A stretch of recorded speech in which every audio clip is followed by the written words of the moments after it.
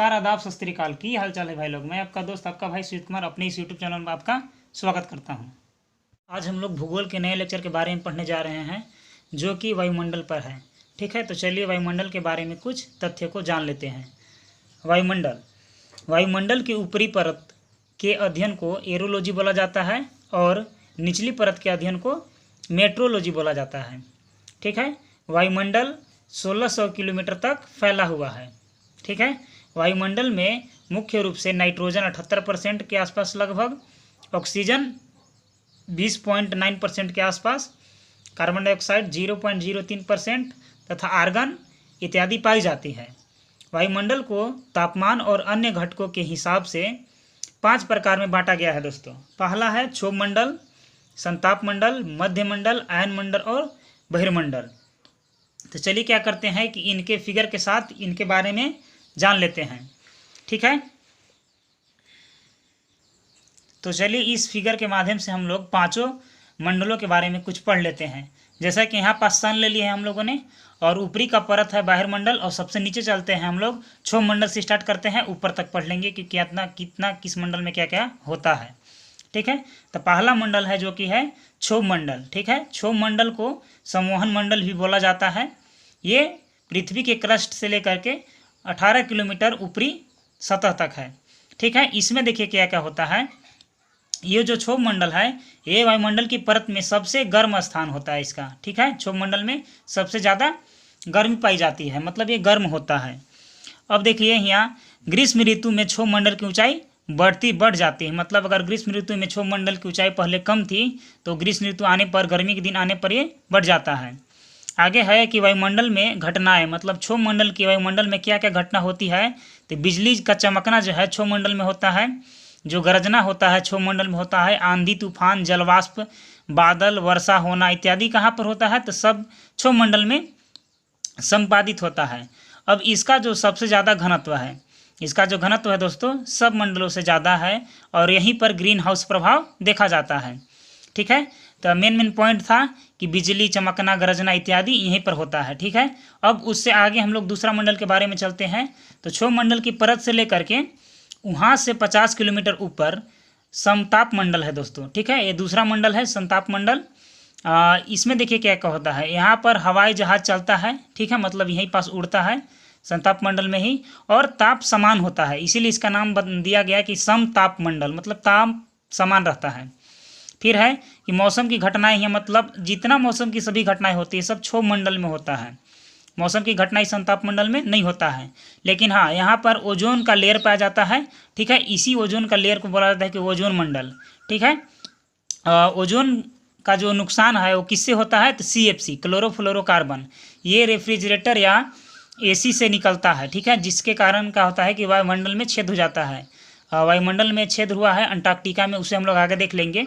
ठीक है, तो पूछा जाए कि ओजोन का लेयर कहाँ सिचुएटेड है, तो संताप मंडल में रहता है। ठीक है, आगे चलिए तीसरा मंडल के बारे में हम लोग देख लेते हैं। तीसरा मंडल है संताप मंडल से 80 किलोमीटर ऊपर की ओर है, तीसरा मध्य मंडल है। ठीक है, मध्य मंडल में क्या होता है दोस्तों कि परावैंगनिक किरण जितने भी आता है वो मध्य मंडल को क्रॉस करके ओजोन के आसपास आकर के यहीं पे सब छना जाता है, जैसे अल्ट्रावायलेट रे, ठीक है, एक्सरे इत्यादि सब यहाँ पर क्या होते हैं, ओजोन लेयर से छना जाते हैं।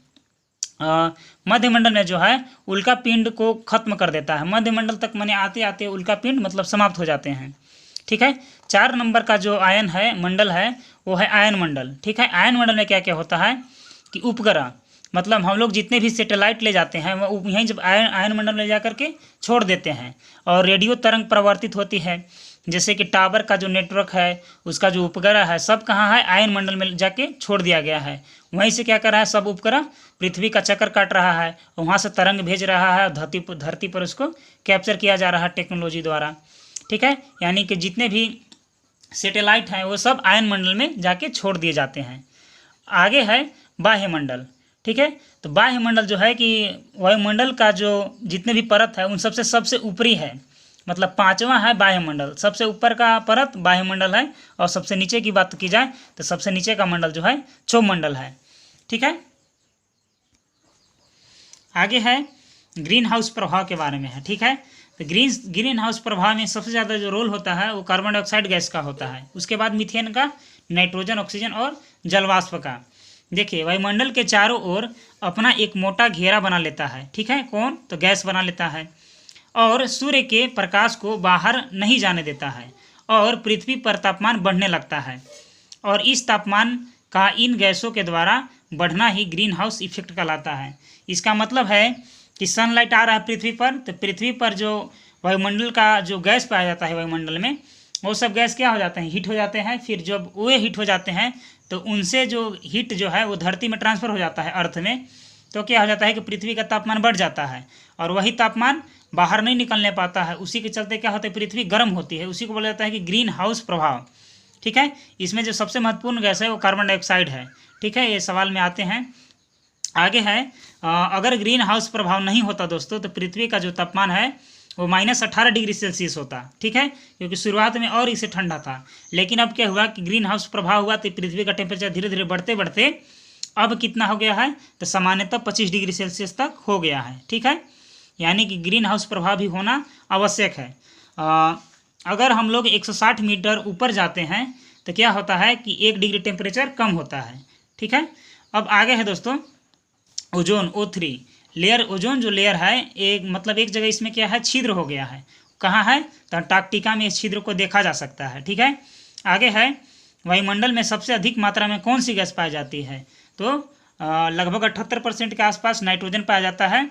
अब आगे देख लेते हैं कुछ अन्य प्रश्नों को भी कि भूपृष्ठ से परावर्तित अवरक्त किरणें अवशोषित होकर भूमि वायुमंडल के तापमान में वृद्धि की उस प्रक्रिया को क्या कहते हैं, तो ग्रीन हाउस प्रभाव कहते हैं। मतलब जब वे अवशोषित कर लेते हैं तो पृथ्वी का तापमान बढ़ जाता है, तो इसी प्रक्रिया को ग्रीन हाउस गैस बोला जाता है। आगे है क्षोभ मंडल वायुमंडल का सबसे गर्म परत है, क्योंकि क्यों है, तो ये पृथ्वी के पृष्ठ से गर्म हो जाता है, ठीक है। इसीलिए जो क्षोभ मंडल है वो सबसे गर्म वायुमंडल है।